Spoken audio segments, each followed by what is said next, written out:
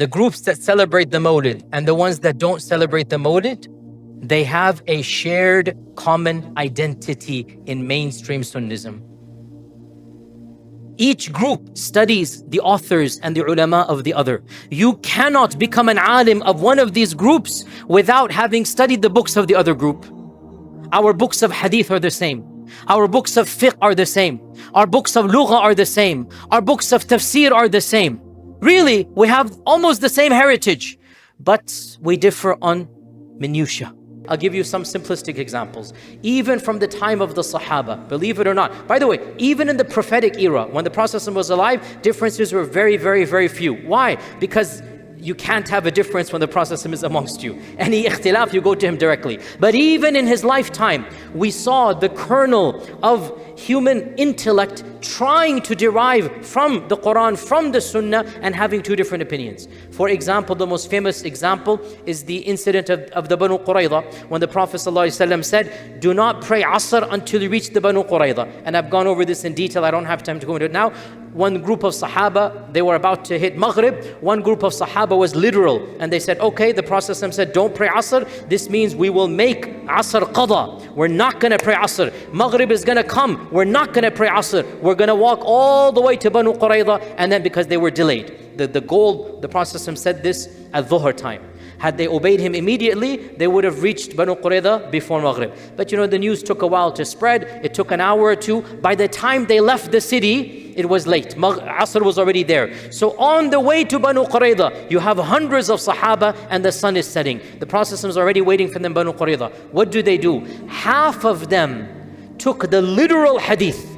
Do not pray Asr. Khalas, let it go. Let it go qada. We will pray after Maghrib. We're going to pray Asr. They did that. The other half said, no, the point of the Prophet when he said it at Dhuhr was hurry up and make your way to Maghrib. But we got late, put our armor on, took a while. So the goal was to make haste. We didn't make haste. We should pray Asr because we know we're supposed to pray Asr, and then we'll meet up the Prophet and pray Maghrib with him. So half of them prayed Asr, half of them didn't pray Asr. What is the ikhtilaf here? Ikhtilaf in the fahm, in the tasawwur, in the trying to extract from the Quran and Sunnah. And the Prophet ﷺ did not get angry at either of them. The goal was the same, the niyyah was the same, they had an ikhtilaf. And we have another incident in Sunan al-Tirmidhi where the Prophet ﷺ heard the Sahaba start talking about some advanced issue of qadar, some issue of one of the most complex issues of Islam, predestination. One group is quoting verses, another group is quoting another series of verses. Each one is, now the hadith does not tell us what aspect, by the way, so we don't know. The hadith does not tell us what exactly, but they were arguing over a theological point. And the Prophet ﷺ came out angry at them. And he said, is this what I've commanded you to do? You fight one another over these concepts. You take an idea and each one is trying to. Then he warned them. He said, this is how the previous ummahs were destroyed. Too much fighting over these abstract issues. What's the benefit in this? This hadith is in Tirmidhi. He warned them to stop going down this path. And he did not take sides. Another interesting point here. In his lifetime, we have the beginnings. Of course, after he ﷺ left this world, the Sahaba did have differences. They had a lot of fiqhi differences. Our madhahib, where do they come from? The bulk of these differences go back to the Sahaba. They not only have fiqh, they had political differences. These political differences were so severe, sometimes they went to war. And later generations said, you know what, we're going to ignore that war. They're one group. Obviously, when that is happening, there's not one group, there's two groups. But it took a while, one generation, you know what? Let's just not talk about it, they're one group. It takes a generation. And they had even theological differences. Amongst the Sahaba, you have the beginnings of slight theological differences. For example, one of the Sahaba said that when the Prophet went up to Isra al-Mi'raj, he saw Allah subhanahu wa ta'ala, ra'a rabbahu. And another Sahabi, our mother Aisha, she said, no, he did not see Allah. He saw the veil of Allah. Each one had two different opinions. One Sahabi claimed he saw Allah. The other Sahabi claimed, our mother claimed, no, he did not see Allah. Also amongst the Sahaba, there is a difference over, can you go to the qabr and have a conversation with the person in the grave? Does the dead person hear you? If you go to the qabr and you say assalamu alaikum and make dua and whatnot, everybody says you can go to the qabr and make dua. Everybody says that to Allah. The question is, does he know? Can he hear? This is amongst the Sahaba. You have some Sahabi said he can, other Sahaba said he cannot. The issue of wearing a Quranic amulet, a Quranic يعني ta'weez, we call it in Urdu, right? The tama'im, right? Quranic, Ayatul Kursi, whatnot, right? We have authentic narrations from the Sahaba that they did it. And we have authentic narrations that some of them others discouraged against it. So we have a spectrum of opinion from the first generation. And I can go on and on, the second, third, fourth generation, new controversies come, a spectrum of opinion occurs. Then the next generation has to decide which level of difference can be overlooked and which level we say, oh, that's too far. So it's a constant negotiation in every single issue. Therefore, history teaches us that you can have a controversy that might be considered a big deal at one time. And a few generations later, they say, okay, well, let's let it pass and consider them to be acceptable. And by the way, the four madahib is an example of this, because once upon a time there were more than four madahib. Our qira'at of the Quran are example of this. Once upon a time there were more than 7 and 10 qira'at. And I can give you many more examples, I don't want to confuse you. But this is a historical fact, and if you want advanced stuff, you can listen to some of my library chats and whatever is over there. So I brought in history. So I'm going to bring in 3 things. Number 1 was psychology. Number 2, history. Number 3, context. So what does this do with our mawlid issues? Our mawlid issues. It is possible that some people in previous generations made this a big deal. Just because they made it a big deal, we don't have to make it a big deal. History teaches us that you can renegotiate. And this has been done for many issues. Why can't we do it for another issue? And then the third thing I want to bring in is context. Context. What do we mean by context? Context causes us to rethink how important the controversy is. A controversy might be real, but the context makes this controversy trivial. Let me give you a simple example we all understand. Somebody's drowning and you know how to swim, you can help him. At that point in time, do you ask, what is your aqeedah, brother? What do you say about this theological position? And based upon that, I'll jump in and help you or not. Context dictates that you don't care at this point in time. Now, I gave an extreme example, but I'll quote you a scholar that many people deem to be very hardline. I don't see him that way, but many people do. Shaykh al-Islam Ibn Taymiyyah. Many people say Ibn Taymiyyah was a hardline cleric. Khair, that's their view. Let me tell you one thing about Ibn Taymiyyah. It is true. It is true he wrote about the mawlid, against the mawlid. It is true that he looked at some other groups within Sunnism as having major differences. He didn't like some other groups. But he has a passage in a book of his in which he says, this other group that I don't like, if they are living in a land of non-Sunnis, those who don't like the Sahaba, whatnot, those group, we will consider them to be Sunnis and we will ally ourselves with them and we will be one against people who don't respect the Sahaba. Now Ibn Taymiyyah says this about a Sunni group that he didn't like living amongst non-Sunnis. What then do you think when we are living amongst non-Muslims? What do you think when we're living amongst non-Muslims? Should we take? But the point he's trying to say is, if I were living in those lands, I would not be having this debate with these people. That's what he's saying himself. But because we're not, we have the luxury of concentrating on these differences, I'm going to do that. So Ibn Taymiyyah, whatever you want to say about him, he understood the context.